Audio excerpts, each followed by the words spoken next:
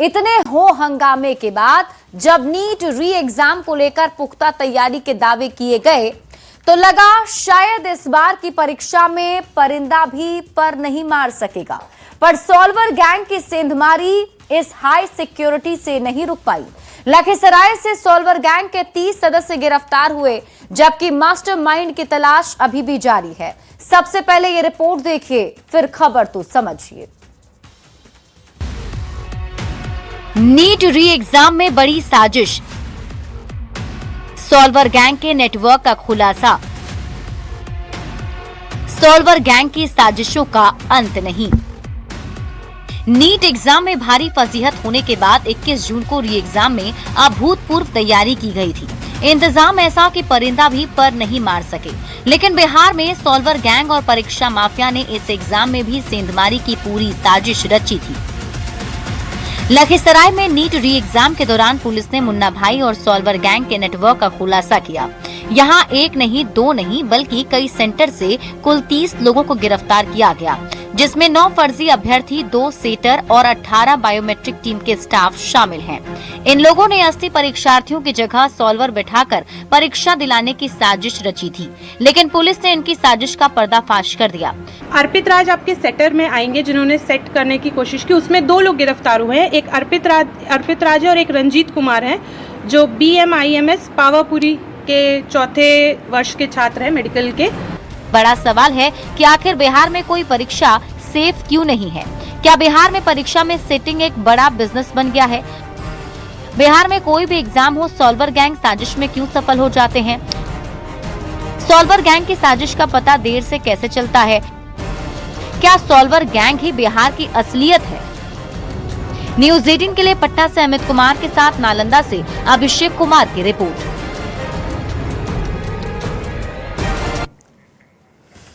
तो नीट री एग्जाम में सॉल्वर गैंग की इस सेंधमारी को आप समझिए और पूरी खबर विस्तार से आपको समझाते हैं। देखिए, नीट में सॉल्वर गैंग की पूरी साजिश थी और इस साजिश को कैसे अंजाम दिया जा रहा था, कौन कौन लोग शामिल थे, ये सब कुछ आपको बताते हैं। सबसे पहले आप ये जान लीजिए कि इस एग्जाम को पहले रद्द किया गया था। 12 मई को पेपर रद्द करना पड़ा था। 21 जून को दोबारा ये परीक्षा ली गई। पिछली बार पेपर लीक होने के कारण हुई किरकिरी के बाद सिस्टम में कहीं से भी सेंधमारी नहीं हो, इसको लेकर अभूतपूर्व इंतजाम किए गए और दावा यह किया गया कि इस बार की परीक्षा में परिंदा भी पर नहीं मार सकेगा। अब तक के हिसाब से पेपर तो पूरी तरह सुरक्षित रहा, लेकिन सॉल्वर गैंग के और परीक्षा माफिया सेंधमारी में कामयाब हो गए, जिसका खुलासा लखीसराय से हुआ है। यहां एक दो नहीं, बल्कि कई सेंटर से कुल 30 लोगों को गिरफ्तार किया गया है, जिसमें 9 फर्जी अभ्यर्थी पकड़े गए हैं, 2 सेटर और 18 बायोमेट्रिक टीम के स्टाफ और एक 80 छात्र भी इसमें शामिल है। और आइए अब आपको बताते हैं कि सॉल्वर गैंग ने आखिर कैसे इस सेंधमारी को अंजाम दिया। तो सेंटर में बायोमेट्रिक की टीम ने खेल किया। डमी कैंडिडेट को फर्जी तरीके से प्रवेश दिलाया गया।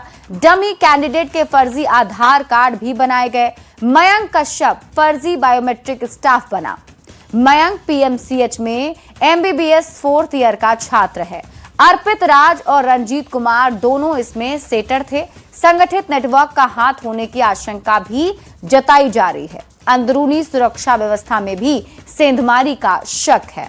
और अब आपको लखीसराय में गिरफ्तार फर्जी उन 9 छात्रों के नाम भी बताते हैं, जो सॉल्वर गैंग के सदस्य थे और दूसरे छात्र के लिए परीक्षा देने पहुंचे थे। लखीसराय पुलिस ने इन सब की पूरी जानकारी साझा की है। वास्तविक छात्र संजीत कुमार की जगह मंतोष कुमार परीक्षा देने पहुंचा था, जो न्यू जलपाईगुड़ी मेडिकल कॉलेज एवं अस्पताल में MBBS के 4थे वर्ष का छात्र है, जबकि प्रभात अमन की जगह ANMMCH गयाजी के MBBS 4थे साल का छात्र विवेक कुमार परीक्षा देने पहुंचा था। ऐसे ही शुभम कुमार वर्मा की जगह हिमांशु कुमार, जो गवर्नमेंट मेडिकल कॉलेज सतना का 1st ईयर का छात्र है, वो एग्जाम देने पहुंचा था। ईशान सिंह की जगह सौरभ जीझा, जो रायबरेली एम्स का MBBS 4थे साल का छात्र है, वो परीक्षा देने पहुंचा था। जबकि मधुप्रिया की जगह पूनम कुमारी, अक्षत दुबे की जगह अमन अग्रवाल, निरंजन की जगह रोशन कुमार, नंदनी राज की जगह चंचल कुमारी और राहुल कुमार प्रिंस की जगह जितेंद्र कुमार, जो पटना एनएमसीएच का छात्र है, ये परीक्षा देने पहुंचा था। इन सब की गिरफ्तारी की गई है।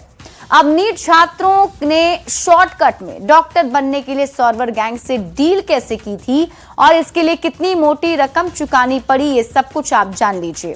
तो लखीसराय पुलिस ने खुलासा किया है कि छात्रों ने इन छात्रों के साथ 8 से 10 लाख रुपए में परीक्षा पास कराने की डील की थी, जिसके लिए 25,000 रुपए उससे ज्यादा एडवांस में दिए गए थे, जबकि बाकी के पैसे परीक्षा के बाद इंस्टॉलमेंट में छात्रों को देने थे।